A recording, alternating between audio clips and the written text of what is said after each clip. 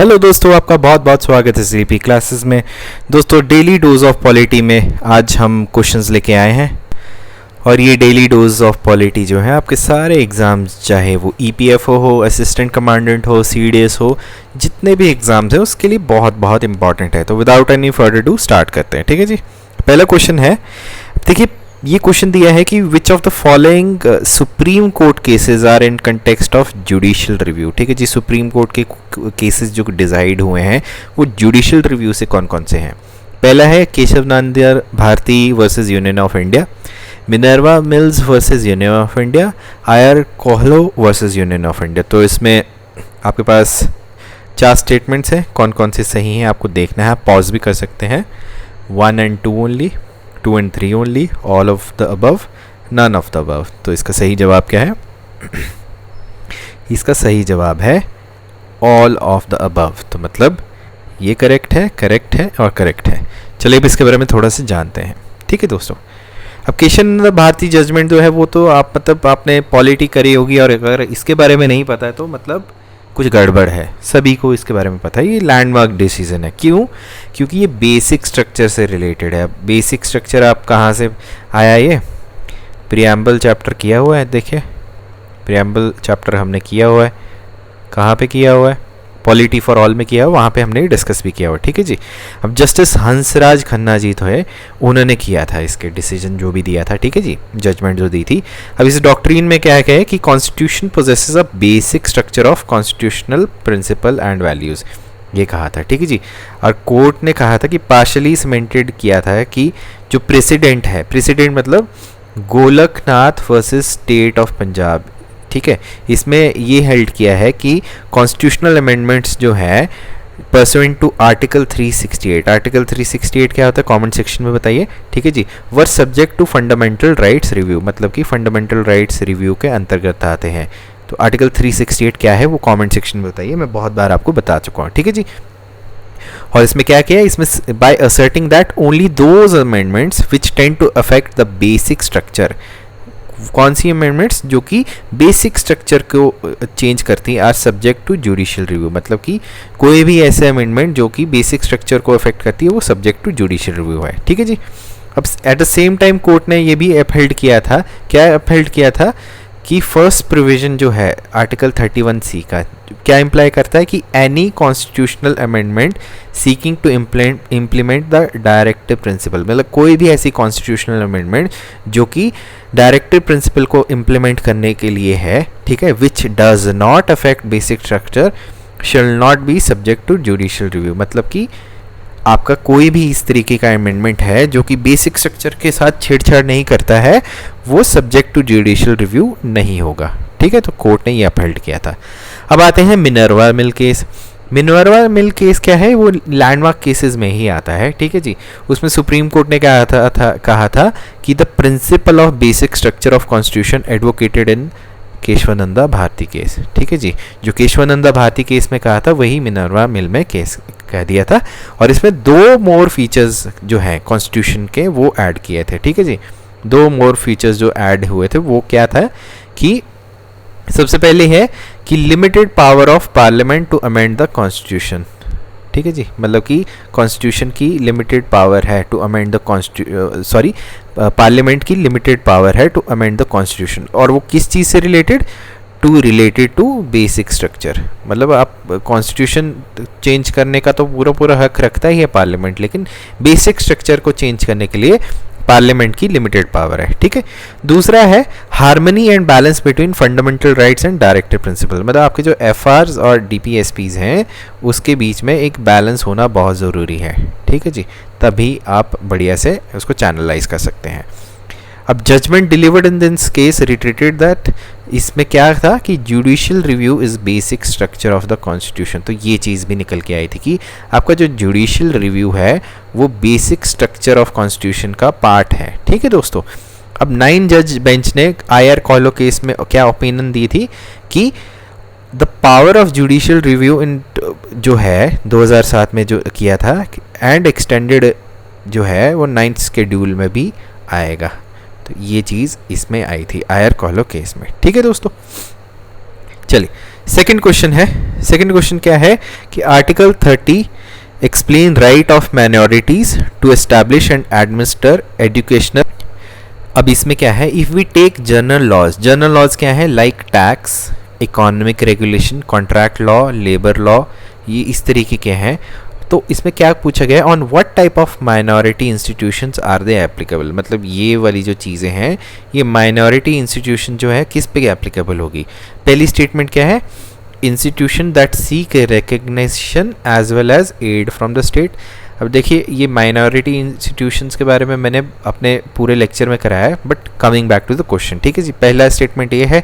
दूसरा स्टेटमेंट है कि institution that seek only recognition from the state and not aid. अब देखिए इसमें ना कैटेगराइजेशन है माइनॉरिटी इंस्टीट्यूशन की, खैर वो हम जानेंगे। ये दो स्टेटमेंट है। तीसरी स्टेटमेंट क्या है, institution that neither seek recognition nor aid from the state. तो ये तीन प्रकार बोल दिए हैं, ठीक है जी, किसके लिए, माइनॉरिटी इंस्टीट्यूशन के लिए। अब इसमें क्या है कि which of the above statement is slash are correct, 1 only, 1 and 2 only, 3 only, all of the above. तो इसका सही जवाब क्या है, ऑल ऑफ द अबव, मतलब कि आपकी सारी की सारी स्टेटमेंट्स जो है करेक्ट हैं। और ये किन चीज़ों से रिलेटेड है, माइनॉरिटी इंस्टीट्यूशंस के बारे में है। चलिए अब इसको थोड़ा सा विस्तार में देखते हैं, ठीक है जी।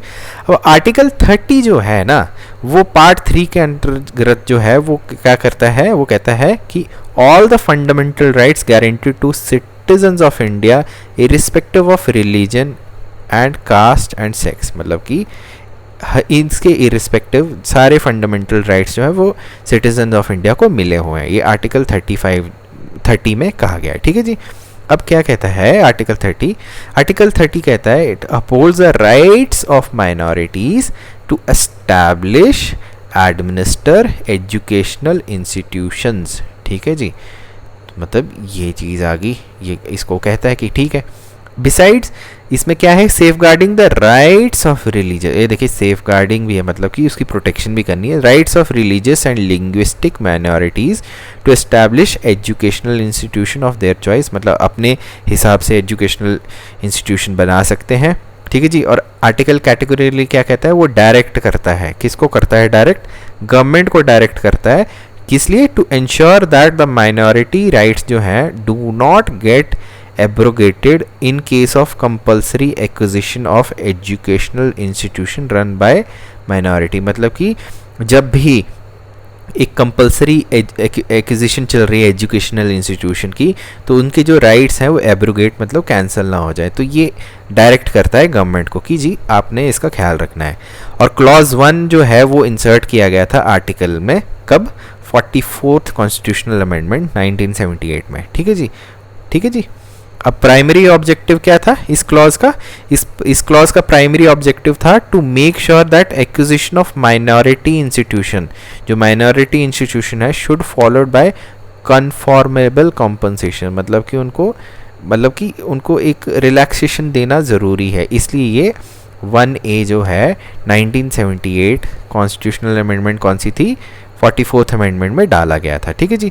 अब क्लॉज 2 ऑफ आर्टिकल 30 क्या कहता है, वो कहता है it further creates a level playing field for the minority institution, ठीक है जी। मतलब कि इनको ढंग से एक अच्छा सा वो मिलना चाहिए, जरिया होना चाहिए, ठीक है जी। और ये क्या स्टेट करता है कि government shall not discriminate against any educational institution run by religious और linguistic minority while granting aid, ठीक है जी। मतलब कि कोई भी स्टेट जो है, मतलब गवर्नमेंट जो एड दे रहा है, तो उसमें उन पक्षपात नहीं होना चाहिए। क्यों नहीं होना चाहिए, ताकि वो एक लेवल प्लेइंग फील्ड मिले। तो ये दो क्लॉजेज हैं, मतलब 1A और 2 जो है आर्टिकल 30 का, ये जो ऐड हुआ था हमारा कौन सा, 44th अमेंडमेंट से, ये इंपॉर्टेंट हो गया, ठीक है दोस्तों। चलिए तीसरे क्वेश्चन पे आते हैं। अब तीसरा क्वेश्चन क्या है, तीसरा क्वेश्चन क्या है कि बेसिक स्ट्रक्चर डॉक्ट्रिन जो है ना, ठीक है। अब आज बेसिक स्ट्रक्चर पे 2-3 क्वेश्चन आ गए आपके, ठीक है। बेसिक स्ट्रक्चर डॉक्ट्रिन जो है वो expanded by Supreme Court on case to case basis हुआ है, ठीक है जी। और प्रिंसिपल ऑफ इक्वालिटी जो है which is deemed to be Supreme Court a basic provision of the constitution was accorded that status in which of the following status, ठीक है जी। मतलब कि ये केसेस हैं हमारे पास, इंदिरा साहनी केस है और आयर कॉलो केस है। अब इसमें क्या पूछा है कि बेसिक स्ट्रक्चर डॉक्ट्रिन जो है, ठीक है जी, जो हमारा एक किया गया है सुप्रीम कोर्ट ने, ठीक है जी, अब ये किस वाले केसेस से आया हुआ है। अब थोड़ा क्लू भी ले सकते हैं कि ऊपर हमने की रही थी discuss, 1 only, 2 only, both 1 and 2 only, neither 1 neither 2। इसका आंसर क्या है? Both 1 and 2। ऊपर हमने डिस्कस ही कर लिया था तो ईजी होगा आपके लिए, ठीक है जी। अब देखते हैं इंदिरा साहनी केस में क्या था, ठीक है जी। इंदिरा साहनी केस में था, ठीक है जी, ये आ गया आपका इंदिरा साहनी केस और ये आ गया आपका आयर कॉलो केस, ठीक है जी। अब इंदिरा साहनी केस के बारे में देखते हैं। इंदिरा साहनी केस में क्या है, 27% रिजर्वेशन कोटा आया था किसके लिए? बैकवर्ड क्लासेस के लिए। एंड गवर्नमेंट जॉब नोटिफिकेशन जो थी वो क्या थी? Reserving 10% government job for economically backward classes, ठीक है जी। इसके लिए था अमंग द हायर कास्ट, जिसको चैलेंज कर दिया गया था, ठीक है जी। और वो कौन सा चैलेंज आया था? इंदिरा गांधी सेस ऑफ 1992, ये पहला स्टेटमेंट है। अब नवंबर 16, 1992 को सुप्रीम कोर्ट ने मंडल कमीशन की जो रिकमेंडेशन थी उसको अपहेल्ड कर दिया। उसमें क्या कहा था कि 27% कोटा बैकवर्ड क्लासेस को मिलेगा, ठीक है जी। और जो प्रिंसिपल है, कौन सा प्रिंसिपल? कंबाइंड SC ST जो हैं और बैकवर्ड क्लासेस बेनिफिशियरी जो है उनका जो है 50% से ऊपर नहीं जाना चाहिए, ठीक है जी। ये है। अब देखिए दोस्तों, अभी प्रेजेंट कंटेक्स्ट पे इस क्वेश्चन को नहीं लेके जाना है, क्योंकि देखिए क्वेश्चन क्या है, क्वेश्चन थोड़ा सा ढंग से देखेंगे कि सुप्रीम कोर्ट ने इसमें पूछा है कि फॉलोइंग केसेस 1992 और 2007 का दिया हुआ है। अभी प्रेजेंट कंटेक्स्ट में नहीं है क्योंकि ये लैंडमार्क केसेस है, इसलिए इसका जिक्र आता ही रहता है, ठीक है जी। अभी प्रेजेंट जो EWS है वो एक डिफरेंट कॉन्सेप्ट है, बट ये लैंडमार्क केसेस है तो उसके बारे में थोड़ा सा जानते हैं, ठीक है। तो अब इसमें क्या कहा था कि 50% से ऊपर जो है रिजर्वेशन नहीं जानी चाहिए। और आप इसको अभी प्रेजेंटली मराठा रिजर्वेशन के साथ भी ले सकते हैं कि सुप्रीम कोर्ट ने क्या कहा था, ठीक है।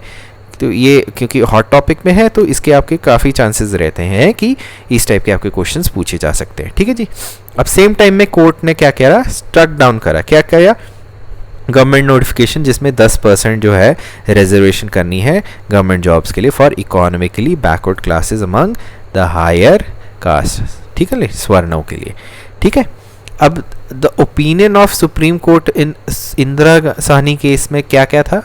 उन्होंने सुप्रीम कोर्ट ने क्या कहा कि बैकवर्ड क्लासेस ऑफ सिटीजन जो है इन आर्टिकल 16 क्लॉज 4 जो है। अब आप बताइए, मैंने आपको बहुत बार पढ़ाया है तो आप बताएंगे मुझे कमेंट सेक्शन में आर्टिकल 16 क्या है और क्लॉज 4 भी बता सकते हैं, ठीक है जी। Can be identified on the basis of caste, ठीक है जी, मतलब ये जो है इसके बेसिस जो है वो कास्ट पे होंगे और not on the economic basis only, ठीक है जी, सिर्फ इकोनॉमी के बेसिस पे नहीं होंगे, ठीक है जी, वो कास्ट पे होंगे। ये पहली थी। दूसरी थी कि आर्टिकल 64 जो है it is not an exception to article 16(1), ठीक है जी, इसके साथ है। और जो बैकवर्ड क्लासेस हैं in article 16(4) are not similar to as socially backward classes in article 15(4) of SCs and STs। अब दोस्तों मैं आपको 16 और 15 नहीं बताऊंगा। क्यों नहीं बताऊंगा? क्योंकि पकी पकाई खीर मैंने अगर दे दी तो आप लोग फिर उसको रिसर्च नहीं करेंगे। रिसर्च करना है तो जाइए पॉलिटी फॉर ऑल में जाइए मेरे लेक्चर्स में, वहाँ पे आपको फंडामेंटल राइट्स प्रॉपरली बताए गए हैं, ठीक है, उसमें आप ये देख सकते हैं, ठीक है। अब क्या है अगर चौथा पॉइंट क्या है कि creamy layer can be and must be eliminated from the backward classes, ठीक है जी, ये इसमें आया था। अब क्या है प्रेजेंट कंटेक्स्ट में उस पे बारे में नहीं बात कर रहे हैं, हम इंदिरा साहनी केस के समरी बता रहे हैं, ठीक है जी। और आर्टिकल 16(4) जो है वो क्या कहता है? Permits the classification of backward classes into more backward classes. तो ये था, ठीक है दोस्तों। अब आते हैं आयर कॉलो केस में क्या बात है।